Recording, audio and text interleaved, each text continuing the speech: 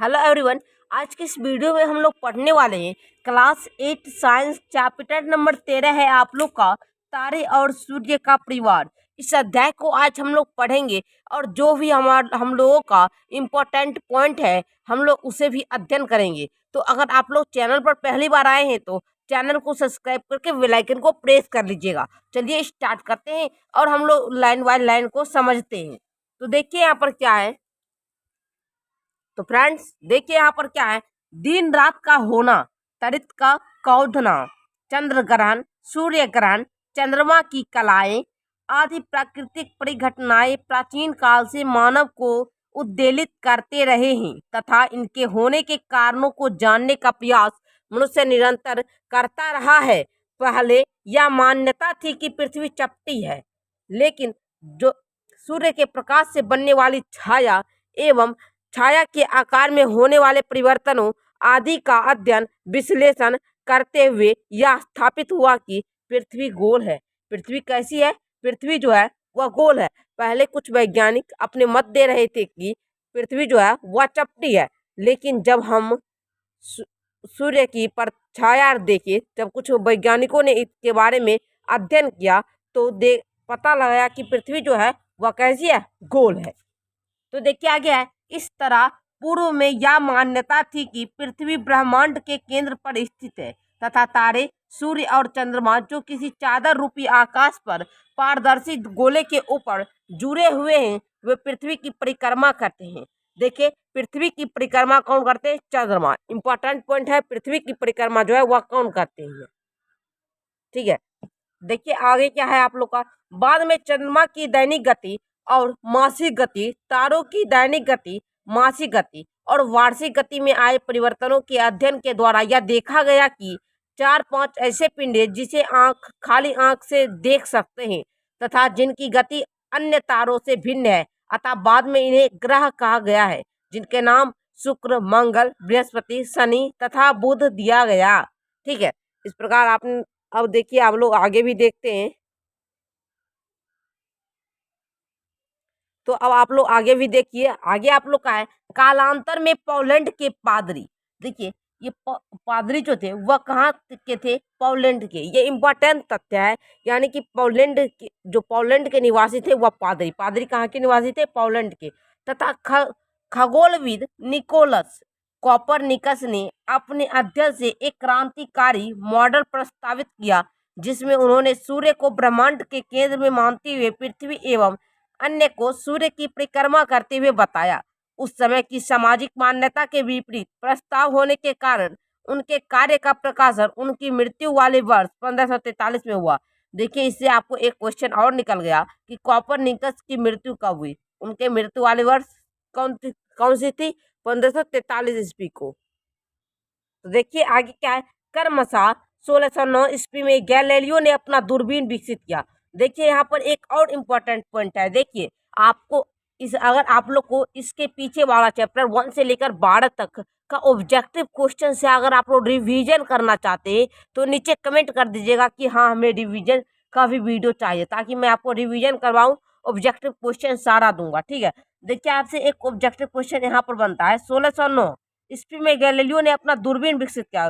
Galileo जो था वह दूरबीन को कब विकसित किया? तो 1609 ईस्वी में। और उसकी सहायता से बृहस्पति की 2 चंद्रमा का प्रेक्षण किया। अपने प्रेक्षण के निष्कर्षों के आधार पर आगे देखते हैं। तो फ्रेंड्स अब देखिए, अब आप लोग का आगे का टॉपिक है पृथ्वी का घूमना पूर्व से पश्चिम या पश्चिम से पूर्व। देखिए इसे भी हम लोग समझते हैं। देखिए आप लोग जो है वीडियो को पूरा देखिएगा, वीडियो को स्किप मत कीजिएगा। देखिए मैं आप लोग को इम्पोर्टेंट पॉइंट को समझा रहा हूँ। ठीक है, क्रियाकलाप आप खुद से भी पढ़ लीजिएगा। मेरे बताने के बाद आप लोग एक बार खुद से भी पढ़ा कीजिए, ताकि जो मैं मेरे बताने के बाद छूट गया हो उसे आप लोग को रिवीजन हो गया हो। देखिए यहाँ पर है किसी मैदान में एक ही स्थान पर तेजी से घूमने पर आसपास की वस्तुएं किस दिशा में घूमती हुई प्रतीत होती है? किसी रेलगाड़ी या बस में यात्रा करते समय नजदीक के वृक्ष, मकान गमन के विपरीत दिशा में गतिमान प्रतीत होते हैं। सूर्य भी पूरब में उदय तथा पश्चिम में अस्त होता हुआ प्रतीत होता है। तो इसका अर्थ है कि पृथ्वी पश्चिम से पूर्व दिशा में घूर्णन करती है।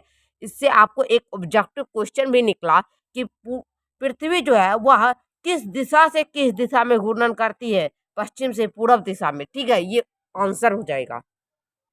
तो फ्रेंड्स अब आप लोग देखिए, आप लोग का अगला टॉपिक है, देखिए चंद्रमा। इससे पहले आप लोग थोड़ा ऊपर में एक इम्पोर्टेंट पॉइंट है, उसे भी देख लेते हैं। आकाश में क्या है, ये है टॉपिक। देखिए, सबसे चमकीला दिखने वाला पिंड चंद्रमा है। ऑब्जेक्टिव क्वेश्चन भी यहाँ से भी निकला एक। सबसे चमकीला दिखने वाला पिंड कौन सा है? चंद्रमा। चंद्रमा ग्रह, तारे तथा अन्य सभी पिंड खगोलीय पिंड कहलाते हैं। खगोलीय पिंड कौन कौन से हैं? तो चंद्रमा, ग्रह, तारे तथा अन्य जो पिंड होते हैं वह खगोलीय पिंड कहलाते हैं। दोस्तों देखिए, मैं आपको सारा इम्पोर्टेंट पॉइंट बता रहा हूँ, तो आप लोग वीडियो को देखिए। देखिए अब यहाँ पर अब हम लोग समझते हैं कि पूर्णिमा की रात कौन सी रात होती है। तो देखिए आंसर में देखिए यहाँ पर क्या लिखा है, जिस रात चंद्रमा बिल्कुल गोल दिखाई देता है। चंद्रमा जो है, आप लोग देखेंगे रात में जब पूरा गोल दिखाई देता है तो उस रात को पूर्णिमा की रात कहते हैं। पूर्णिमा की तिथि को चंद्रमा पूरी रात चमकता रहता है, पूरी रात। ठीक है, पूरी रात ही वह रहेगा गोल। ठीक है, कवियों ने इस रात को काफी गुणगान किया है। यदि चंद्रमा से संबंधित कोई कविता याद हो तो अपने मित्रों को सुनाइएगा और हमें थोड़ा सा उसका 2 पंक्ति कमेंट करके बताइएगा। अगर आप लोग को याद होगा चंद्रमा के संबंधित कोई कविता, ठीक है, नीचे कमेंट करके बताइएगा। अब देखिए आगे क्या, जिस रात चंद्रमा बिल्कुल दिखाई नहीं देती वह रात अमावस्या की रात कहलाती है। इम्पोर्टेंट पॉइंट है, जिस रात जो है चंद्रमा बिल्कुल भी दिखाई नहीं देती, थोड़ा सा भी नहीं दिखाई देती, वह रात जो है अमावस्या की रात कहलाती है। अब देखिए आगे क्या है हम लोगों का, पूरे माह तक दिखाई देने वाला चंद्रमा के चमकीले भाग की विभिन्न आकृतियों को चंद्रमा की कलाएं कहते हैं। पूरे माह तक दिखाई देने वाला चंद्रमा के जो चमकीले भाग होते हैं उसी को हम लोग चंद्रमा की कलाएं कहते हैं। दोस्तों देखिए, आओ आप लोग का इम्पोर्टेंट पॉइंट है, चंद्रमा पर पहली बार कदम रखने वाला व्यक्ति जो था वह नील आर्मस्ट्रॉन्ग था, जो 21 जुलाई 1969 को चंद्रमा पर पहुंचे। इसके बाद एडविन एल्ड्रिन चंद्रमा पर उतरे। चंद्रमा पर पहली बार कदम रखने वाला व्यक्ति जो था वह नील आर्मस्ट्रॉन्ग था, जो कि कब गया? 21 जुलाई 1969। ये इंपॉर्टेंट है, आप लोग इसे लिख लीजिएगा। इसके बाद जो गया था वह था एडविन एल्ड्रिन। ठीक है, आगे देखते हैं। देखिए आगे आप लोग का तारा, तारा सूर्य भी एक तारा है, ये बात इंपॉर्टेंट है। सूर्य जो है वह भी एक तारा है, पूछा जा सकता है तारा है सूर्य, तो आप लोग सूर्य को दे दीजिएगा। ठीक है, देखिए आगे क्या है, सूर्य पृथ्वी से लगभग 15 करोड़ किलोमीटर दूर है। पृथ्वी, आपको क्वेश्चन मिलेगा सूर्य जो है पृथ्वी से कितनी दूरी पर है, तो 15 करोड़ किलोमीटर पर, ठीक है, दूर है। सूर्य के बाद दूसरा निकटतम तारा है एल्फा सेंटोरी सेंचुरी। ठीक है, उसके बाद यह पृथ्वी से लगभग जो है वह, तो देखिए यह पृथ्वी से लगभग जो है, कौन, अल्फा सेंचुरी जो है यह पृथ्वी से 400 खरब किलोमीटर दूर पर है। देखिए इस बार इसे आप लोग पढ़ लीजिएगा, ये बहुत ज्यादा दूरी पर है। ठीक है, लगभग लगभग हम बता रहे हैं 400 खरब के दूरी पर है। आगे क्या है देखिए, इसलिए अधिक दूरी, कुछ तारे इससे भी अधिक दूर है, इससे भी, इतना दूरी तो कुछ नहीं, इससे भी दूर है तारा। ठीक है, इसलिए अधिक दूरी के लिए प्रकाश वर्ष मात्रक के रूप में प्रयुक्त किया जाता है, या प्रकाश वर्ष द्वारा एक वर्ष में तय की गई दूरी है। प्रकाश की चाल 300,000 किलोमीटर प्रति सेकंड। ठीक है, इसको आप लोग जांच कर लीजिएगा। तो देखिए आगे हम लोग देखते हैं। देखिए आगे आप लोग का है, तारों के ये समूह तारामंडल कहलाते हैं। देखिए तारों के समूह को हम लोग तारामंडल कहते हैं। ठीक है, सप्तऋषि, देखिए अंग्रेजी में इनका नाम ग्रेट बियर यानी विशाल भालू है।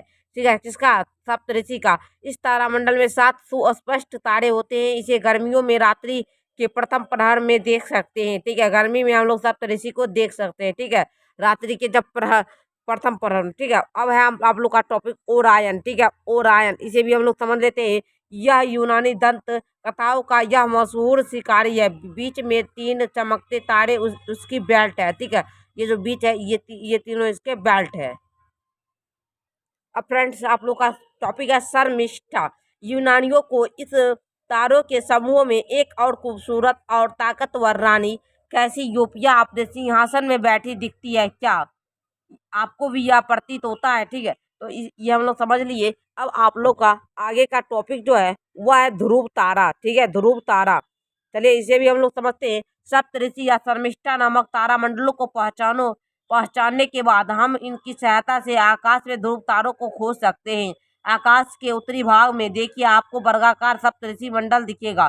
सर्दी के महीनों में सप्तऋषि रात में ना दिखकर सूर्योदय के कुछ घंटे पहले ही दिखता है, लेकिन इन दिनों